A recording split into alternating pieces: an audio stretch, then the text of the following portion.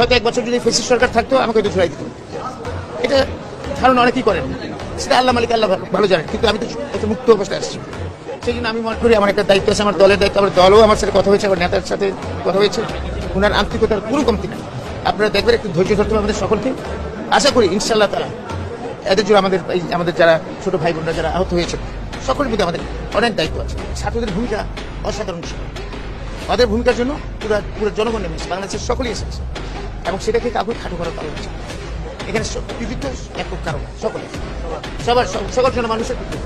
আমরা সেই স্পিরিটে যদি কথা বলি আর তাহলে এখানে এই সমস্ত আপনার বিভেদ থাকে। আমরা কেন আমি একা কৃতিত্ব, বাচ্চাদের কৃতিত্ব আছে, ওরা তো ছোট মানুষ, ওদের কৃতিত্ব একটু বাড়াই দিব, কিন্তু কাউকে বাদ দেবো না। এখানে আমাদের সকলের কৃতিত্ব আছে, আপনাদেরও কৃতিত্ব আছে, মিডিয়ার কৃতিত্ব আছে।